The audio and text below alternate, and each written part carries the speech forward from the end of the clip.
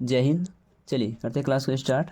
आज देखने वाले हैं class 10th Hindi Godhuli chapter number 5 जिसका नाम है नागरी लिपि। ओके, और इसमें जो है आपको टोटल क्वेश्चन जो है वो 63 है। आई थिंक 63 इसमें क्वेश्चन टोटल है, जिसमें आपको जितना क्वेश्चन पूछा गया है पीछे प्रीवियस ईयर में वो सभी को देखेंगे। ठीक है, 2012 से लेकर 2023 तक जितना क्वेश्चन पूछा गया है वो सभी क्वेश्चन को देखेंगे। ठीक है, तो वीडियो के साथ आप बने रहिए। क्लास को करते हैं स्टार्ट। पहला क्वेश्चन देखिए क्या कर रहे हैं।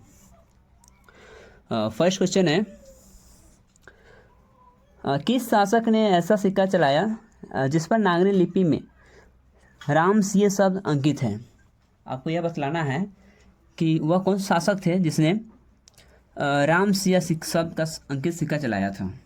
ऑप्शन ए में है बादशाह जहांगीर ने, ऑप्शन बी में है बादशाह अकबर, ऑप्शन सी बादशाह औरंगजेब ने, या ऑप्शन डी बादशाह बाबर ने। ठीक है, तो बताइए इसका आंसर क्या होना चाहिए। तो वह बादशाह अकबर ने क्या किया था, अपने शासनकाल में, अपने समय में जो सिक्का चलाया था उस पर राम से शब्द अंकित कराए थे। ठीक है, ऐसे साथ एक और क्वेश्चन बनता है कि इन्होंने जो है राम और सीता, ठीक है, राम सीता का एक तरफ राम जी का, एक तरफ सीता जी का क्या किया था, उस पर अंकित, मतलब कहने का मतलब क्या है, उसको उनका फोटो भी छपाया था। ठीक है, अपने सिक्के पर, और राम सिया शब्द अंकित भी करवाए थे। पहला क्वेश्चन आपको यहाँ से हुआ। देखिए दूसरा क्वेश्चन क्या कर रहा है। प्रश्न संख्या 2 है, चंद्रगुप्त या बोलते हैं चंद्रगुप्त द्वितीय या विक्रमादित्य का व्यक्तिगत नाम क्या था। तो इनका जो व्यक्तिगत नाम था, ऑप्शन ए में बहादुर था, ऑप्शन बी में महादेव, ऑप्शन सी में देव, या ऑप्शन डी ददन। तो इनका जो वास्तविक नाम था वो था देव, ऑप्शन नंबर सी। प्रश्न संख्या 3 है कि काशी क्या है। ऑप्शन ए में है असुर नगरी है, ऑप्शन बी में देवनगरी, या ऑप्शन सी पशु नगरी, या ऑप्शन डी पक्षी नगरी। तो काशी क्या है जानते हैं आप लोग। ठीक है, काशी क्या है, तो एक Devanagari, option number B. Okay, प्रश्न संख्या 4, कर्नाटक प्रदेश का श्रवणबेलगोला स्थान किसका प्रसिद्ध तीर्थ स्थल है। आपको यह बतलाना है कि जो कर्नाटक में एक जगह है उस जगह का नाम है श्रवणबेलगोला। ओके, यह स्थान किस तीर्थ स्थल के लिए प्रसिद्ध है। तो ऑप्शन ए में है बौद्धों का, ऑप्शन बी में शैव मुनियों का, या ऑप्शन सी वैष्णवों का, या ऑप्शन डी जैनों का। तो ये कर्नाटक जो प्रदेश में श्रवणबेलगोला है, ठीक है, यह जो स्थान है वो प्रसिद्ध है, तीर्थ स्थल जो प्रसिद्ध जगह जो है, ठीक है, वो जैनों का है, ऑप्शन नंबर डी। नेक्स्ट प्रश्न संख्या 5, धारा नगरी का कौन शासक अपने विद्यानुराग के लिए इतिहास में प्रसिद्ध है। आपको यह बतलाना है कि जो धारा नगरी का शासक थे, ठीक है, वह विद्यानुराग के लिए इतिहास में प्रसिद्ध हैं। इसके लिए ऑप्शन ए में है शिलाहार शासक कशिदेव, ऑप्शन बी राष्ट्रकूट शासक अमोघवर्ष, या ऑप्शन सी परमार शासक भोज, या ऑप्शन डी प्रतिहार शासक महेंद्र पाल। बताइए 5 का आंसर क्या होना चाहिए। तो 5 का right answer option number C Parmar शासक भोज थे। परमार शासक भोज राइट आंसर। प्रश्न संख्या 6 है, वो कह रहा है मराठी, नेपाली और नेवाड़ी भाषाओं की लिपि क्या है। यह बतलाना है आपको कि मराठी, नेपाली और नेवाड़ी भाषाओं की लिपि क्या है। ऑप्शन ए में है खरोष्ठी, ऑप्शन बी में मगधी, ऑप्शन सी बराही, या ऑप्शन डी देवनागरी। बताइए इसका क्या है राइट आंसर होगा। तो ऑप्शन नंबर बताइए इसका right answer, option number D Devanagari. Okay, option number D. चलिए प्रश्न संख्या 7 क्या कर रहा है, गुणाकर मूल्य ने मिडिल स्तर की पढ़ाई किस भाषा में की। गुणाकर मूल्य आप परिचय देखे होंगे, ठीक है, तो उस परिचय में बताए थे कि गुणाकर मूल्य ने मिडिल स्तर की जो पढ़ाई है वो जहाँ पे उनका जन्म हुआ था, महाराष्ट्र में जन्म हुआ था। ठीक है, महाराष्ट्र में इनका अरावली एक जिला है, उस जगह पर इनका जन्म हुआ था। ठीक है, तो जो इनका मिडिल स्तर की पढ़ाई जो हुआ था वो मराठी भाषा में हुआ था। इनका मातृभाषा मराठी था, तो मराठी में ही इन्होंने मिडिल स्तर की पढ़ाई किया था। तो ऑप्शन नंबर ए इसका राइट हुआ। ठीक है, प्रश्न संख्या 8 है, मूल्य ने अंग्रेजी व हिंदी की पढ़ाई कहाँ पर किए थे। गुणाकर मूल्य जी ने हिंदी व अंग्रेजी की जो पढ़ाई, ठीक है ना, उन्होंने कहाँ पे किया था, तो आप लोग जानते हो, ठीक है, उन्होंने कहाँ पे पढ़ाई किया था, तो वर्धा में किया था, ठीक है। वहाँ पे गए थे तो 2 साल के लिए क्या किया, नौकरी भी किए थे, ठीक है। और वहाँ पे अपना अंग्रेजी और हिंदी की भी पढ़ाई किए थे। ओके, प्रश्न संख्या 9 नंबर का रहा है, नेपाली भाषा किस लिपि में लिखी जाती है। नेपाली भाषा किस लिपि में लिखी जाती है। ऑप्शन ए है गुरुमुखी लिपि में, ऑप्शन बी खरोष्ट लिपि में, या ऑप्शन सी ब्राह्मणी लिपि में, या ऑप्शन डी देवनागरी लिपि में। तो नेपाली भाषा किस लिपि में लिखी जाती है, तो ये देवनागरी लिपि में लिखी जाती है। ओके, प्रश्न संख्या 10 का रहा है, देखो इस तरह के जो शब्द आपको देखो, अगर इस तरह के इससे जैसे क्या है, मैथ में हम लोग लिखते हैं, इसको बोलते हैं इन्फिनिटी, ठीक है, अनंत बोलते हैं, और इस पर एक लाइन दे दिया जाता है, ठीक है। इस तरह के जो लाइन दे देते हैं, तो इस अक्षर का जो संबंध है वर्तमान में किस भाषा में है, तो इस तरह के जो शब्द है इसका वर्तमान में किस भाषा से है, तो ये मराठी भाषा से है। Option number B.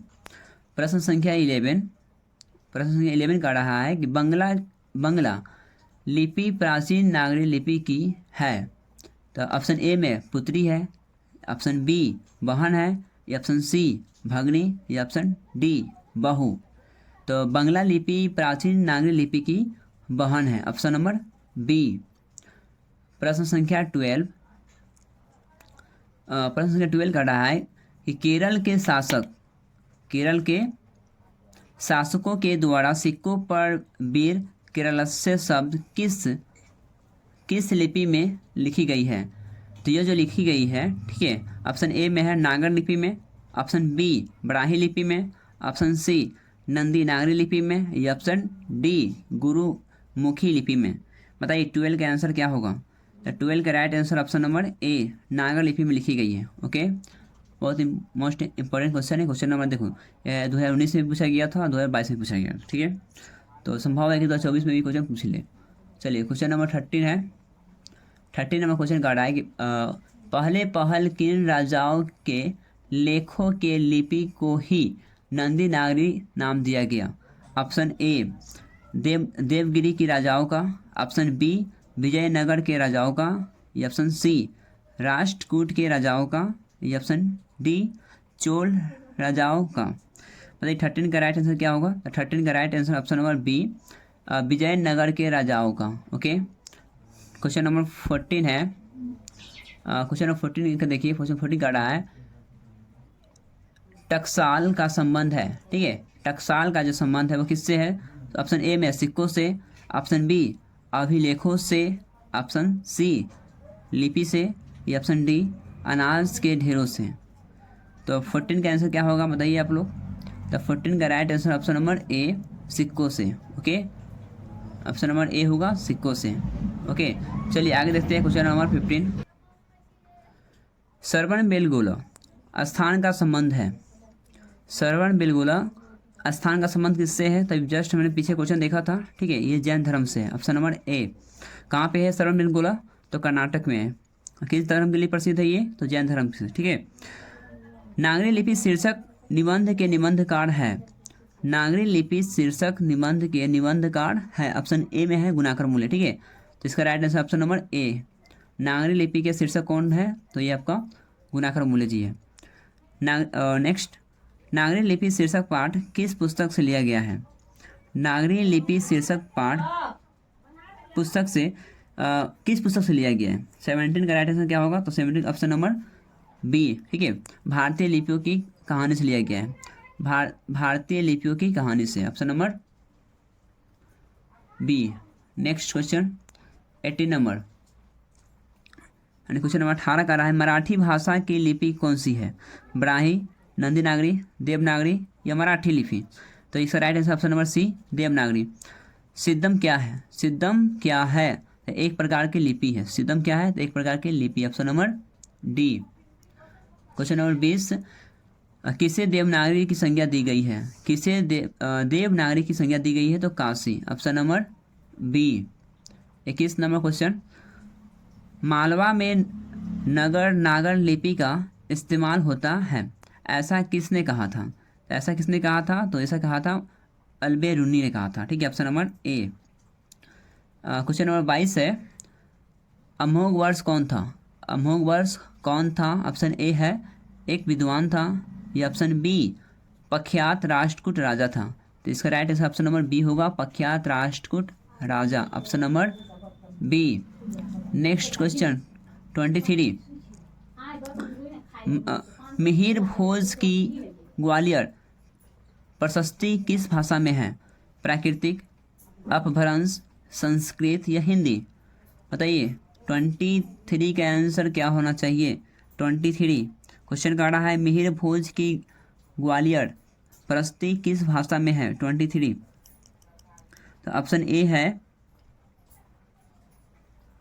प्राकृतिक, ऑप्शन बी अपभ्रंश, ऑप्शन सी सांस्कृतिक। ठीक है, इसका राइट आंसर होगा संस्कृत। बेतमा कहाँ है? बेतमा कहाँ है? ऑप्शन ए में है इंदौर के पास, तो राइट बेतमा कहाँ है? तो इंदौर के पास, option number A. 25 number question, ईसा की 14वीं 15वीं सदी के विजयनगर के शासकों ने अपने लेखों की लिपि को क्या कहा? ऑप्शन ए में है नंदी नागरी, ऑप्शन बी में देवनागरी, या ऑप्शन सी गुजराती, या ऑप्शन डी ब्राह्मी। 25 का आंसर ऑप्शन नंबर ए नंदी नागरी। क्वेश्चन नंबर 26, हिंदी लिपि लिखी जाती है, जो हिंदी है वो लिखी जाती है, किस लिपि में लिखी जाती है? तो देवनागरी लिपि में, option number A. 27 number question, Vijayanagara के राजाओं के लेखों की लिपि को क्या नाम दिया गया है? ये अथवा इसी में दूसरा क्वेश्चन इसे पूछा सकता है, विजयनगर के शासकों के लेख किस लिपि में है? ठीक है, इसे क्वेश्चन पूछ सकता है आपसे कि विजयनगर के शासकों के लेख किस लिपि में है? ऑप्शन ए ब्राह्मी लिपि, ऑप्शन बी सिद्धम लिपि, या ऑप्शन सी नंदी नागरी लिपि, ऑप्शन डी नागरी लिपि। 27 का राइट आंसर क्या होगा? ऑप्शन नंबर सी नंदी नागरी लिपि। ओके, 28 नंबर क्वेश्चन है। 28 ये कह रहा है आपसे, नागरी लिपि कब एक सार्वदेशिक लिपि थी? 15वीं सदी में, ऑप्शन बी ईसा पूर्व काल में, ऑप्शन सी 8वीं से 11वीं सदी में, या ऑप्शन डी कभी नहीं। 28 का right answer option number C 8वीं से 11वीं सदी में। ओके, चलिए आगे देखते हैं प्रश्न संख्या 29। प्रश्न संख्या 29 29 नंबर क्वेश्चन कर रहा है, पहले दक्षिण भारत की नागरी लिपि क्या कहलाती थी? पहले दक्षिण भारत की जो नागरी लिपि थी वो क्या कहलाती थी? तो ऑप्शन नंबर डी इसका राइट होगा, सिद्धम कहलाती थी। Okay, option number D. प्रश्न संख्या 30 नंबर क्वेश्चन है, गुणाकर मूल्य का जन्म कब हुआ? तो गुणाकर मूल्य का जो जन्म हुआ था वो 1935 में हुआ था, ऑप्शन नंबर ए। नेक्स्ट प्रश्न संख्या 31 यानी 31 नंबर क्वेश्चन है, गुणाकर मूल्य का जन्म कहाँ हुआ था? गुणाकर मूल्य का जन्म कहाँ हुआ था? ऑप्शन ए केरल में, ऑप्शन बी तमिलनाडु में, ऑप्शन सी महाराष्ट्र, या ऑप्शन डी उत्तर प्रदेश। तो इनका जो जन्म हुआ था वो हुआ था Maharashtra, option number C. Next question number 32 में क्वेश्चन कर रहा है, परमार शासक भोज कहाँ के रहने वाले थे? परमार शासक भोज कहाँ के रहने वाले थे? ऑप्शन ए धारा नगरी के, ऑप्शन बी मेवाड़ के, या ऑप्शन सी कन्नौज के, या ऑप्शन डी अजमेर के। बताइए 32 का आंसर क्या होगा? 32 का राइट आंसर ऑप्शन नंबर ए धारा नगरी के रहने वाले थे। 33 नंबर क्वेश्चन है, गुप्तों की राजधानी को क्या कहा जाता होगा? यह क्वेश्चन पूछ रहे हैं आपसे कि गुप्तों की राजधानी को क्या कहा जाता होगा? पाटलिपुत्र, ऑप्शन बी में कुसुमपुर, ऑप्शन सी बिलासपुर, या ऑप्शन डी देवनगर। बताइए, तो गुप्तों की जो राजधानी को क्या कहा जाता था? तो देवनगर कहा जाता था, ऑप्शन नंबर डी। आगे है क्वेश्चन नंबर है वो है आपका 34। गुणाकर मूल्य ने विभिन्न विषयों पर कितने निबंध लिखे हैं? तो आपने अगर बुक पढ़े होंगे, ठीक है, तो उसमें जो है आपको बताया गया था कि उन्होंने 2500 से अधिक लेख है उन्होंने अपने जीवन काल में लिखे थे, 2500 से भी अधिक। ठीक है, तो आप याद रखना इस बात को, 2500 से भी अधिक इसका आंसर होगा, ऑप्शन नंबर बी होगा। Okay, option number B. Question number 35, भारतीय लिपियों की कहानी किनकी प्रसिद्ध रचना है? तो ये गुणाकर मूल्य, ऑप्शन नंबर ए। 36 नंबर क्वेश्चन कह रहा है कि इस्लामी शासक का जो आरंभ काल है माना जाता है वो 12वीं सदी से माना जाता है, ठीक है, 12वीं सदी से। क्वेश्चन नंबर है 37, तो क्वेश्चन इसमें आपको वो है 63 क्वेश्चन है, ठीक है। तो मैं क्या कर रहा हूँ उसको सर बड़ा वीडियो नहीं हो, ठीक है, इसलिए पूरा ऑप्शन नहीं बोल रहा हूँ, ठीक है। जो आंसर है डायरेक्ट मैं उसको बता रहा हूँ, ओके, कि टाइम भी आपको बचे और ज़्यादा क्वेश्चन भी हो सके, ठीक है। चलो क्वेश्चन नंबर 37 है, वो है आपका गुणाकर मूल्य की मृत्यु कब हुई?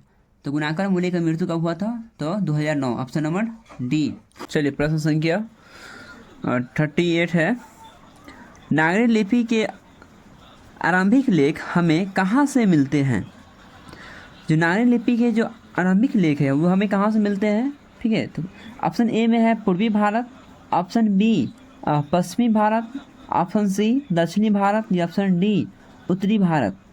मतलब ये कि नागरी लिपि के आरंभिक लेख हमें कहाँ से देखने को मिलते हैं? तो 38 का right answer option number C, option number C होगा दक्षिणी भारत, दक्षिणी भारत। प्रश्न संख्या 39 नंबर कह रहा है कि बेतमा दान पत्र किस समय का है? जो बेतमा दान पत्र है ये 1020 ऑप्शन ए में है, 1020 ऑप्शन बी में 1021, ऑप्शन सी 1022 या ऑप्शन डी 1023। तो बेतमा दान पत्र किस समय का है? तो बेतमा दान पत्र 1020, ऑप्शन नंबर ए। उत्तर भारत से नागरी लिपि के लेख कब से मिलने लगते हैं, कब से मिलने लग जाते हैं? ये पूछ रहा है आपसे कि उत्तर भारत के नागरी लिपि के लेख कब से देखने को मिलते हैं या कब से मिलने लगते हैं? ऑप्शन ए है 8वीं सदी, ऑप्शन बी 6ठी सदी, या ऑप्शन सी 9वीं सदी, ऑप्शन डी में है आपका 4थी सदी, ऑप्शन सी में है आपका 4थी सदी, ओके। बताइए 40 का राइट आंसर क्या होगा? तो 40 का right answer option number A 8वीं सदी। 8वीं सदी से जो है वह उत्तर भारत से नागरी लिपि के लेख मिलने लग जाते हैं। 41 नंबर क्वेश्चन, निबंध के लेखक है, आपसे पूछा जा रहा है, बताना है आपको कि जो आप गुणाकर मूल्य के जो पढ़ रहे हो क्या है, नागरी लिपि है, ठीक है ना। नागरी लिपि लेखक कौन है? तो गुणाकर मूल्य। तो पूछ रहा है आपसे कि निबंध, जो निबंध है उसके लेखक कौन है? तो उसके लेखक कौन है? तो उसके लेखक आपका गुणाकर मूल्य, option number A. Next question number आपका 42 नंबर और 43, ठीक है। 44 नंबर देख लीजिए। चलिए बताइए 42 का आंसर क्या होगा? 42 में क्वेश्चन कर रहा है तमिल, मलयालम, तेलुगु, कन्नड़ भाषाएं हैं। ये सब जो भाषाएं हैं, ठीक है, ये भाषा कौन सी भाषा है? उत्तर भारत की भाषा है, या पश्चिम भारत की भाषा है, या ऑप्शन सी पूर्वी भारत की भाषा है, या ऑप्शन डी दक्षिण भारत की भाषा है? तो तमिल, मलयालम, तेलुगु, कन्नड़, ये सभी जो 4 भाषाएं हैं, ठीक है, ये कहाँ बोली जाती है? तो दक्षिण भारत में बोली जाती है, ठीक है। जैसे देखिए तमिल है, तमिल किस राज्य में बोली जाती है? तो तमिलनाडु में, मलयालम केरल में, तेलुगु हैदराबाद जो आंध्र प्रदेश है वहाँ पे, और कन्नड़ कर्नाटक में, ओके। ये 4 भाषाएं जो है, ठीक है, वो साउथ इंडिया की 4 भाषा है, ठीक है, यानी दक्षिण भारत की। Next question number 43 number question है, रामायण की रचना किस भाषा में है? रामायण जो आप लोग देखते हो, ठीक है, वो रामायण की रचना किस भाषा में है? Option A Sanskrit, option B Hindi, option C Urdu, या ऑप्शन डी अंग्रेजी। तो रामायण की रचना किस भाषा में है? तो संस्कृत, ऑप्शन नंबर ए। 43 का right answer option number A होगा। 44 नंबर क्वेश्चन, नागरी लिपि शीर्षक पाठ साहित्य की कौन सी विधा है? नागरी लिपि शीर्षक पाठ साहित्य की कौन सी विधा है? तो ये आपकी निबंध है। क्या है? निबंध है, ओके, ऑप्शन नंबर बी। चलिए आगे प्रश्न देखते हैं। 45वां क्वेश्चन है, दक्षिण भारत की नागरी लिपि क्या कहलाती है? दक्षिण भारत की नागरी लिपि क्या कहलाती है? ऑप्शन ए में है देवनागरी, ऑप्शन बी में ब्राह्मी नागरी, ऑप्शन सी नंदी नागरी या ऑप्शन डी विजय नागरी। बताइए 45 का आंसर क्या होगा? तो 45 का right answer option number C Nandi Nagari. Option number C Nandi Nagari कहलाती है दक्षिण भारत की लिपि।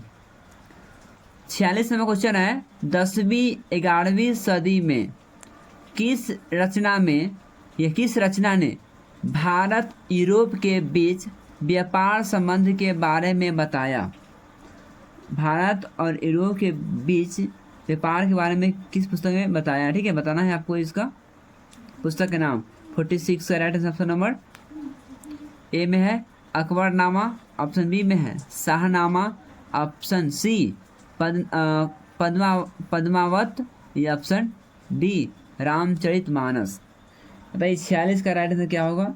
46 का right answer option number C Padmavat. ठीक है, पद्मावत में जो है 10वीं 11वीं सदी में किस रचना बोल रहा है, किस रचना ने भारत यूरोप के बीच व्यापार के संबंध के बारे में बताया? ठीक है, तो पद्मावत ऑप्शन नंबर सी।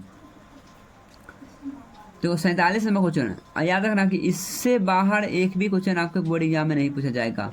जो क्वेश्चन आएगा आपको इसी वीडियो से बनेगा। ठीक है, इससे बाहर एक भी क्वेश्चन नहीं बनेगा कि जितना भी क्वेश्चन है मैंने इसमें बताने की कोशिश किया हूँ। ठीक है, जितना भी क्वेश्चन है, देखो इसमें क्वेश्चन आपका है 63 क्वेश्चन है, तो एक चैप्टर से 63 क्वेश्चन मायने रखता है। ठीक है, इससे बाहर एक भी क्वेश्चन नहीं आएगा आपके एग्जाम में। तो इस वीडियो को पूरा देखो। ठीक है, जहाँ भी अगर डाउट लगे कमेंट करके पूछो, हाँ हमको यहाँ पर डाउट है। अगर किसी और दूसरे क्लास का वीडियो चाहिए, साइंस हो गया, SST हो गया, या संस्कृत हुआ, मैथ हुआ, ठीक है, अगर वहाँ पर कहीं भी समस्या होता है तो वहाँ कमेंट करो।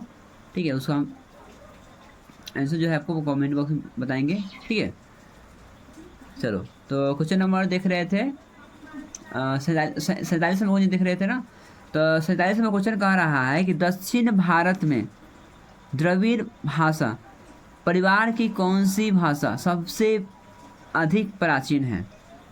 तमिल, ऑप्शन बी में तेलुगु, ऑप्शन सी में मराठी या ऑप्शन डी कन्नड़। बताइए कौन भाषा सबसे प्रचलित है? तो है आपकी तमिल भाषा, ऑप्शन नंबर ए। 47 का राइट आंसर होगा ऑप्शन नंबर ए। ओके, ऑप्शन नंबर ए तमिल भाषा। आगे देखिए,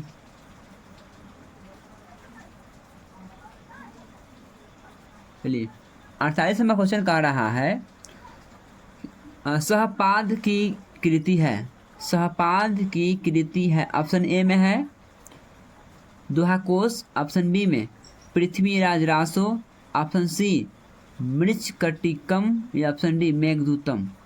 तो ऑप्शन नंबर ए इसका राइट होगा दोहाकोश। 49 नंबर क्वेश्चन है दोहाकोश किसकी रचना है? ऑप्शन ए में सहपाद की, ऑप्शन बी में रस खान की या ऑप्शन सी जीवनानंद दास की या ऑप्शन डी गुरु नानक जी की। तो दोहाकोश किसकी रचना है? तो दोहाकोश सहपाद की रचना है, ऑप्शन नंबर ए। 49 का राइट होगा ऑप्शन नंबर ए। 50 नंबर क्वेश्चन है हिंदी के आदि कवि है, हिंदी के आदि कवि कौन है? ऑप्शन ए में है चंद्रबदाई, ऑप्शन बी में अमीर खुसरो, ऑप्शन सी में बिहारी लाल, ऑप्शन डी में सरहपाद। तो इसका राइट आंसर होगा सरहपाद जो है वह हिंदी के आदि कवि है। ठीक है, सूर्य नामक पुस्तक किनकी रचना है? सूर्य नामक जो है ये गुणाकर मूल्य की रचना है। सूर्य नामक किनकी रचना है? 51 नंबर क्वेश्चन का आंसर बताइए। सूर्य नामक, ठीक है, सूर्य पुस्तक जो है वो किनके द्वारा लिखा गया है, ये पूछ रहा है आपसे। तो ये गुणाकर मूल्य जी द्वारा लिखा गया है, ऑप्शन नंबर सी। नेवाड़ी भाषाएं किस लिपि में लिखी जाती है? देवनागरी, खरोष्टी, सौरसेनी या ब्राह्मी। तो नेवाड़ी भाषाएं किस लिपि में लिखी जाती है? तो ये भी आपकी देवनागरी लिपि में लिखी जाती है, ऑप्शन नंबर ए। 53 नंबर क्वेश्चन है दंती दुर्ग किस वंश का शासक था? दंती दुर्ग किस वंश का शासक था? ऑप्शन ए में है आपका, ऑप्शन ए कह रहा है क्या राष्ट्रकूट, ऑप्शन बी गंगवंश, ऑप्शन सी प्रतिहार वंश या ऑप्शन डी परमार वंश। तो इसका right answer option number A होगा राष्ट्रकूट। ठीक है, आगे देखिए 53 देख लीजिए 54 नंबर क्वेश्चन है विद्यानुराग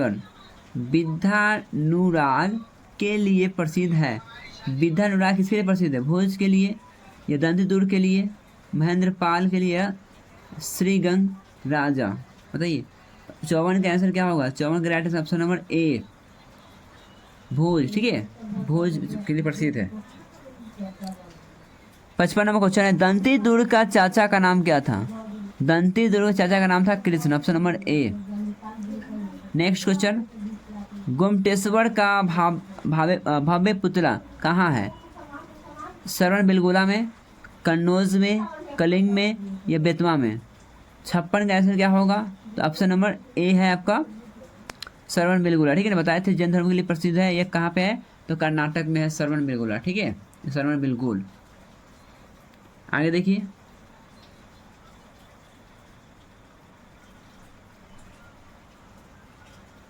चलिए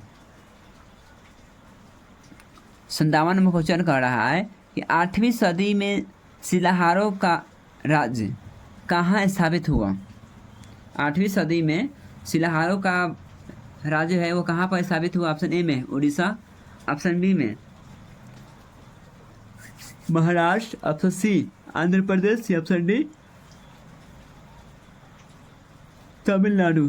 सॉरी, चलिए 57 का आंसर क्या होगा? Option number B Kannauj. ठीक है, ऑप्शन नंबर सॉरी बच्चा 8वीं सदी में शिलाहारों का राज्य कहाँ स्थापित हुआ? तो महाराष्ट्र हुआ था। कहाँ पे? महाराष्ट्र हुआ था। ठीक है, किस शासक का व्यक्तिगत नाम देव था?